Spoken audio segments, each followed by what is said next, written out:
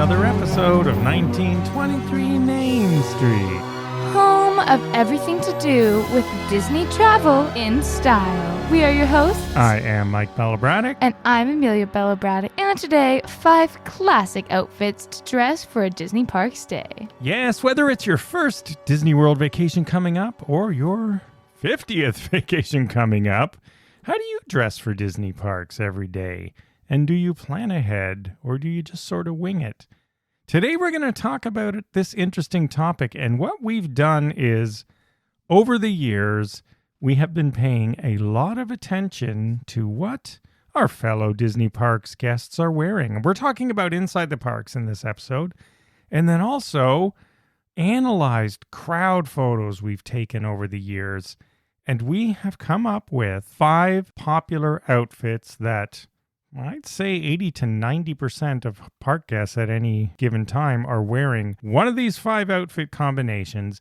So if you're wondering what to wear, we're going to help you out right now and make your packing a little easier. Our top 5 outfits for Disney parks. Let's jump right in with number 1. Yeah, first off, a good portion of anyone, especially, Florida, California, the nice hot weather, t-shirt and shorts, a tank top and shorts, any of those types of things, right away you're going to see a ton of. Yeah, this is the classic, right? T-shirt and shorts, yeah, bicycle shorts, whatever you're talking about, this is the classic look. 12 months out of the year. It's colder in, November, December, January, but you're still seeing people in these outfits.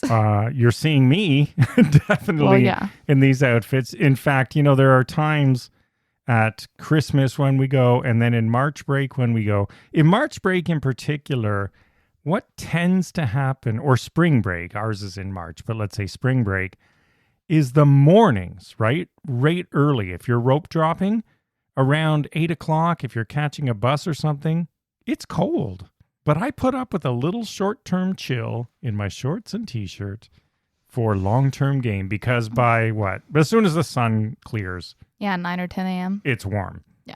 You're always going to have to put up with a little short-term cold if you plan on taking Disney buses anywhere. But other than that, I feel like this is a pretty safe bet. Yeah, so, you can pair your favorite comfy t-shirt or tank top, whatever you like to wear in that sort of cottony way on top with your favorite casual shorts, loose-fitting, bicycle shorts, whatever they are. This is ready to go wear that probably makes up the highest percentage, but not as high as I thought before we started assessing this. Actually, there's a greater percentage, not greater, but larger of the other ones than I thought there might be. No, I think it's also the activewear that's making a comeback. Not that it ever went away, but the activewear is definitely on the rise right now. Especially the Lululemon, the tank tops, and the little shorts, especially with women and girls. That's really popular. Let's move to number 2, which is a variation on number 1, but it's different. And you would pack differently for that. Number 2 is the collared shirt. So a button-up shirt, golf shirt, that sort of thing, and cargo shorts. Different look, different style, but similar in terms of weather, at least. This is more so men. Yeah, maybe more so men. And, there are some differences here. First of all, in the heat of the summer or on any really warm day at Disney World, this look, for whoever's wearing it, is a little bit looser. I like this look in the heat because I find these button-up, lightweight shirts. They even sell those Tommy Bahama ones that I have a couple of in a lot of the Disney shops, like at the Polynesian or Yacht Club, Grand Floridian. All the deluxe resorts tend to sell those sorts of things. They're lightweight and, they catch the wind a bit. Not as sticky as a t-shirt if it's really humid, but still pretty stylish. The difference is they're not usually graphic Disney if you want to incorporate that into your top. Mm-hmm. I've worn a golf shirt to play foot golf. Yes, because you have to. That's my experience with that. They do have a dress code if you're wondering about Oak Trail. Well, that's another thing. If you're golfing, if you're going to some of the sit-down restaurants, not quick service, you might need to pack one of these items. And the other thing I like about this one is that if you're pairing a button-up shirt, it's got a little breast pocket on it, usually. Not all of them, but most of them. And cargo shorts. So this is your pocket pro outfit where you're going to have lots of pockets up or down. The good one up top if you have little cards. that's good for that as well, like a Disney gift card or something. That's true. If you don't want to go through bag check. Yes. Now, speaking of cooler temperatures, let's move on to our third most popular outfit. More so layered hoodies, jackets, crew necks with t-shirts and jeans, like different heavier options. Yeah, this layered look is great for those. If you don't want to brave the cold like I like to, although I will say I like to brave the cold in the morning because I know it's getting warmer. It's different at Christmas when you're going into the evening, for example, or winter, and it starts getting cold. There, I may blend a couple of these with shorts. I can take more chill on the bottom than I prefer on the top. Yeah. Well, I feel like it depends what kind of bag you have and what you're willing to carry around. But definitely, if you're a backpack person, if you're I have an underseat stroller compartment person, a sweatshirt's a safe bet. You never know. Even if it's raining, put it up over your head, different things like that. It's good to have. Yeah, and if you're wearing a zip-up hoodie or a pullover hoodie, you can take them off Exactly. and then put them back on, just tie it around your waist. It's not too bad for rides and things. You know, a hoodie's not big and bulky. It's soft, so you can even sit on it if you have to. Stuff like that. It's not like a backpack. So they're easy to maneuver with off and on if you're layering for the day. Now, number 4 is a variation of earlier ones, and you talked about it. You mentioned it at least with your activewear comments. Yes, the t-shirt, tank top, but more so with the leggings, the yoga pants.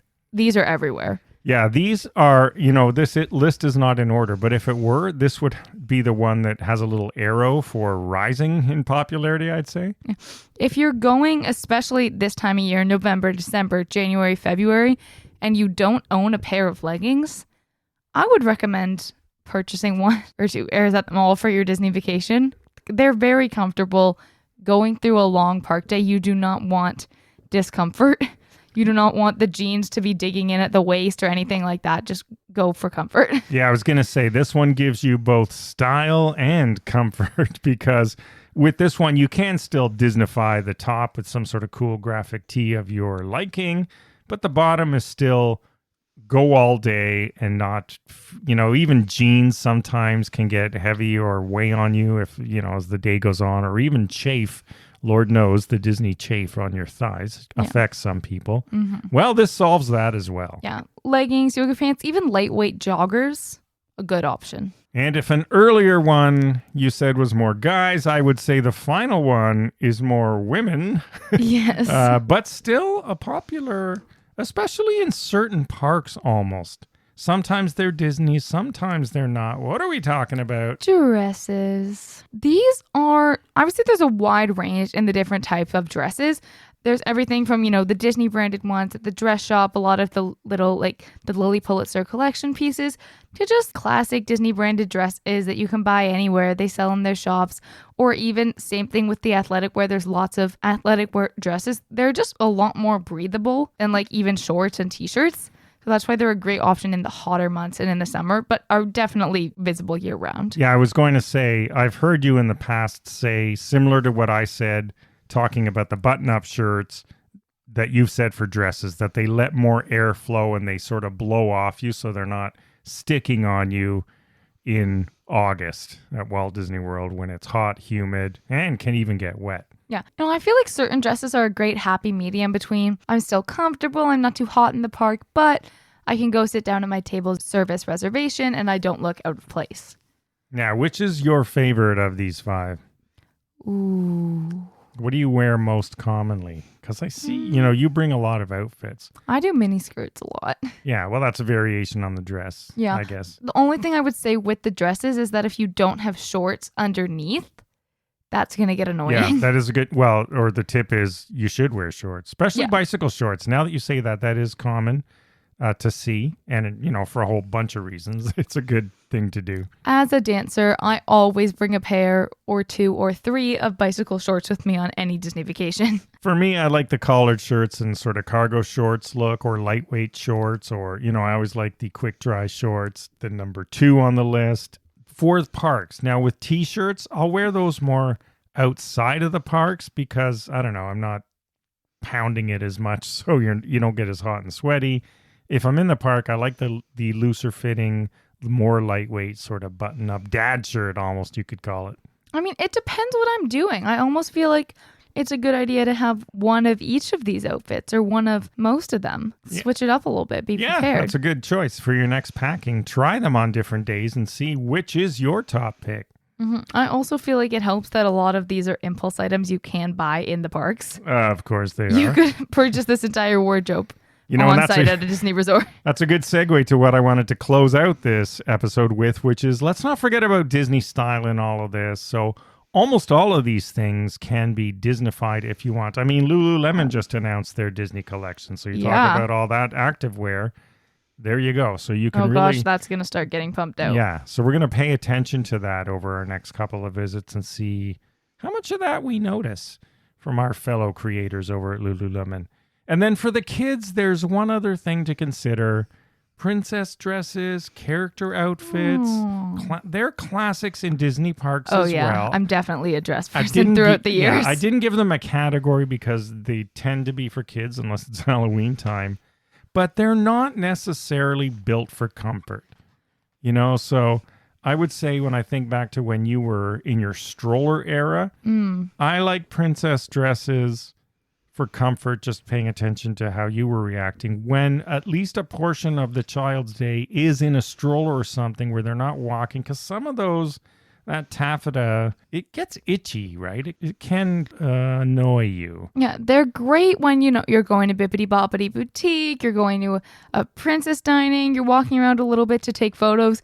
But if you're going to spend a 12-hour park day with your kid in a princess dress, your kid could be the most angelic child on the face of the planet. They're probably not going to be too happy or a Darth Vader costume, whatever. That sort of fabric does get uncomfortable as the day goes on. So just at the very least be aware of your little child. And if they're starting to act slightly more exhausted than usual, that could be why. And I was going to say at times of year that aren't August or July, you could actually layer a little bit with those. So if you needed to, you could pull off the Darth Vader outfit or you could pull off the princess dress and leave them with their classic shorts and t-shirt underneath. Yeah, well, if they can get extra hot in those things as well. If you have bike shorts on under your dress, why shouldn't your little princess? Exactly. So there you go, our top 5 most common and most popular outfits to wear to Disney parks. Let us know what you like to wear to Disney parks, which are your favorites, which are your not so favorites, and why this week. Follow along on social media at 1923 Main Street. Share your comments about that.